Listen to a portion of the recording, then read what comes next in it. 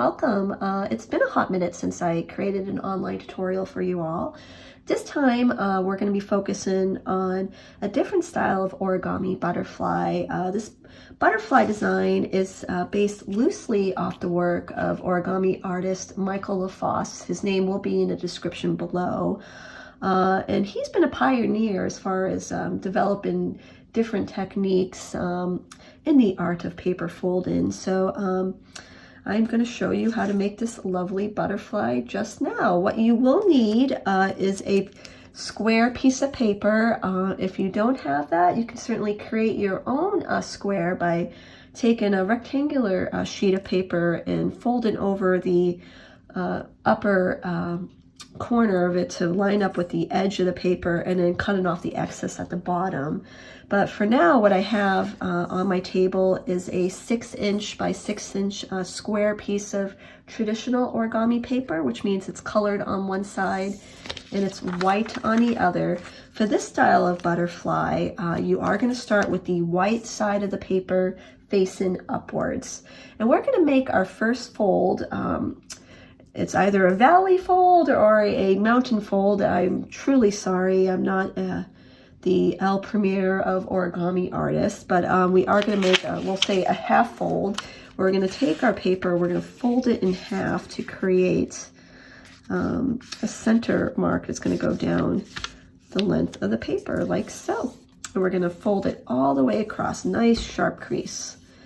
And the reason why we want it to be sharp is we're going to use this crease as a guideline, because now I want to make what I'm going to call little pinch marks. So I'm not going to fold all the way across. I'm just going to fold little marks at the edge of the paper to use as guidelines. So to create my first guideline, I'm going to take the bottom edge of the paper and I'm going to fold upwards so that the bottom edge meets that upper, or rather the center fold in the paper, and I'm just going to crease on that very corner right there, like so. So we have about a ½ or so of a crease on the paper. It may be difficult to see with this light in, but right there I've created a crease. And now with that crease, I'm going to take my lower edge of the paper again, and I'm going to push it so that it meets that crease. And again, I'm just going to and make yet another little pinch mark crease. So hopefully you have a sheet of paper that's got a crease running down the middle of it, and it's got two little crease marks in the lower right hand side. And what you're going to do is you're going to take these two little crease marks and you're going to fold them in so that they meet up where one is on the top, one is on the bottom, so they line up against one another, like so. Hopefully you can see what I'm doing. And once you are happy with the way they are lined up, you are going to fold all the way at the bottom. So again, these two crease marks have met in against one another, and I folded the piece of paper so it's creased down the length of the paper. And I'm going to open that up. So now I have not only a crease mark that goes all the way down the center of my paper, I have a crease mark that goes down the edge, the right-hand edge of the paper. And what I'm going to do now is I'm going to take these corners, so corner 1 and corner 2, and I'm going to fold them up so that the corner lines up against that crease I just made on the side. We're going to make little dog-ear flaps, so to speak. I was one of those terrible people that would, if I didn't have a bookmark, I would take my book and I would make a horrible crease on the page, and my mother would get so upset with me. But hey, you know, it's okay. It's at least I didn't lose my place in line, but I did crease the paper on the book, so I guess that's a no-no. But now there's so many wonderfully decorative bookmarks that I've amassed quite a collection, and I can use any one at will now with my massive book collection. But here I go. I've made those two little triangular shapes, and I've pointed them down so that they align against the crease of the paper. Boom, boom. And now with that, I'm just going to fold that crease in on itself so it sits nice and flat against the paper. And this is helpful if I do this. So I'm going to keep this. Now I'm going to fold the paper down. So here I go. Here's my piece of paper. I'm going to fold it down. So my paper is fairly thin, so you may be able to see that ghost mark I have along the edge. And that is good because I'm going to use that as my guide mark. Because what I want to do is I want to fold this paper upwards, but I want the bottom fold to align against the fold underneath. So I'm going to line it up as best as I can. And then when I'm happy with where I've lined it up, then I do a crease, crease, crease all along the bottom. So now we have a shape that's similar to this. So they lined up on both sides. Again, I'm going to open this up. And just like I did on the other side with the other little crease, I'm going to point each one of those corners inwards to form those little dog ear triangles.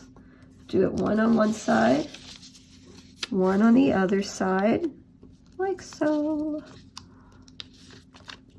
And there you go. And again, I'm going to fold this upwards, like so. Okay. And once I've done that, I'm actually going to open this up and flip the paper outwards like this, and flip it 90 degrees.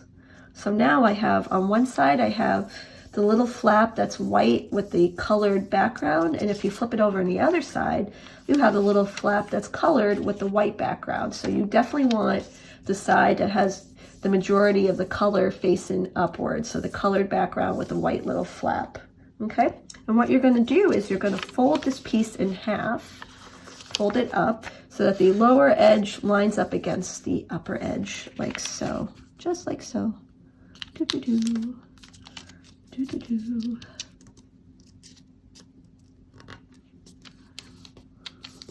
Okay, so now I have a piece that looks like this.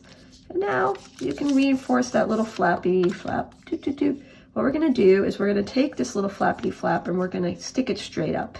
And for me, it's easier if I hold the piece going this way, but however way you want to hold it is fine. And what we're going to do is we're going to do a squash fold. So I'm going to open up the piece with my thumbs, and then I'm going to stick my pointer finger way up as I'm opening the piece because I want to make sure it opens up all the way to that tippity tip. Oop. And then I'm using this line and matching it with this line. I'm going to do a symmetrical squash fold so that, boom, boom, I have a fold that looks like this. To me, it almost looks like a little house with a chimney, but this is where you want to be at this stage. And once I've completed the fold and completed the folding down the edges, I'm going to flip this piece over like so. And you can see there's another flap, flappity flap, and I'm going to do the exact same thing. Now this side can be a little bit more cumbersome because the little lips want to come apart, but to stop that, you just hold your finger there. And then you take your other pointer finger and push it all the way up so that way we get all the way to the tippity tip. And then we start squashing everything down. And squash, squash, squash. Make sure you line up that center line with the center of your piece. Squash, squash, squash. And here you go. So hopefully, when it follows well, you'll end up with a piece that looks like a little house. And with that, and forgive me, I have my cheat sheet on the side, I'm going to turn it over.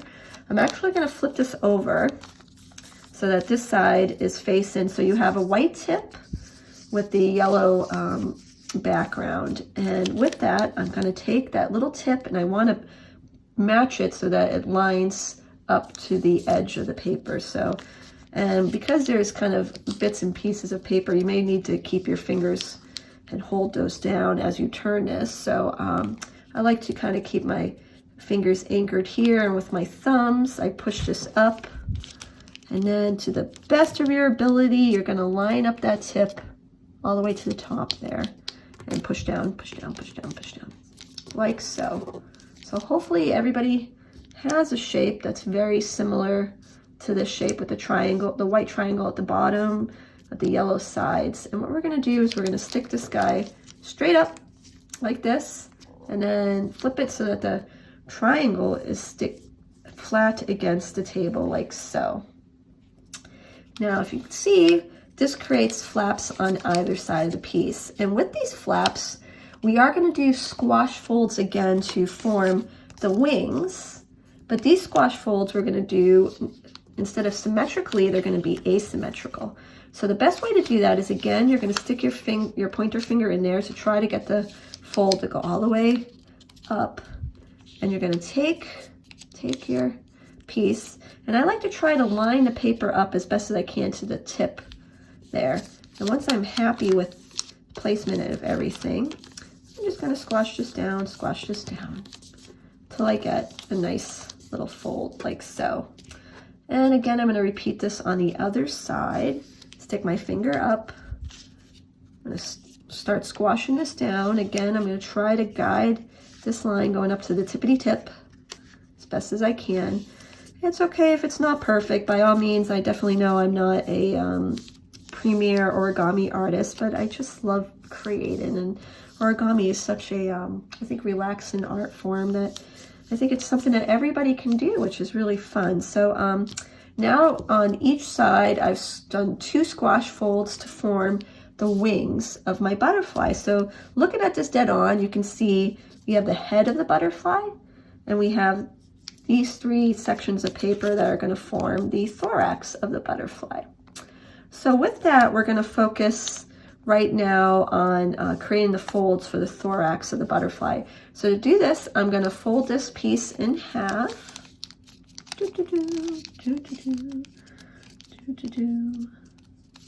Okay, and we're going to do what kind of like a swing fold.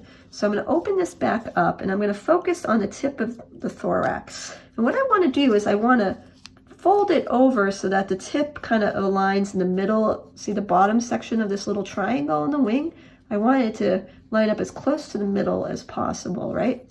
So I'm going to take it, and the best way I can take it is I have my finger and my thumb and my other finger, and I'm going to kind of squish it, and then I'm going to kind of push it, and I'm going to kind of align it, see, until I get it lined up roughly in the center of that fold. And I'm going to fold down, squeeze, pinch, pinch, pinch until that's been flattened. And then this side's a lot easier. I'm going to fold this wing upwards so that it matches the other wing. So literally I'm just going to take this, fold it upwards so that the 2 would ideally meet and be very symmetrical.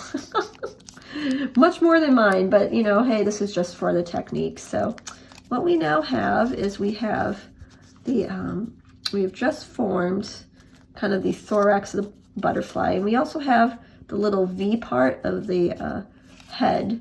There's a couple different ways you can do this. You could either just kind of fold this down and shorten the head, or some people say that you should take a pencil or have a bamboo stick and round this part out, and then you can pinch the body and then kind of push this part down, and it makes it easier once you push it down to fold it over.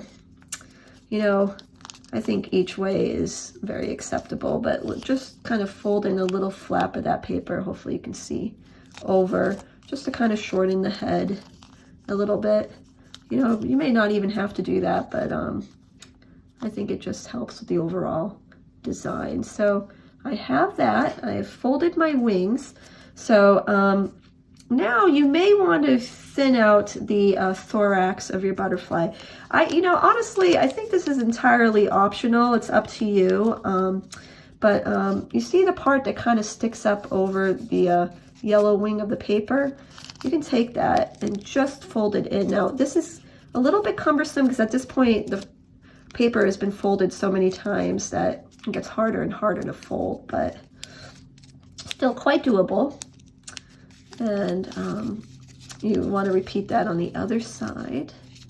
But if all works out, you're going to have a nice thinned out thorax. And the very last part of this butterfly is to fold the wings down so that it sits a little bit flatter against the table. No right or wrong to it. I usually try to kind of line it up a little bit with the body of the butterfly, but oh, again, this is your world, this is your art. You can leave the fold out if you wanted to, but I think it's nice because it kind of helps it sit flat against the table. And then there you go. You can even, if you wanted to, kind of push down the thorax a little bit and push this up. But this is the LaFosse style of butterfly. If you want to view more tutorials from me, you can certainly hit the like button coming up at the end of this video, and I hope to see you for future tutorials. So thank you so much for your support. Have a great night. Bye-bye.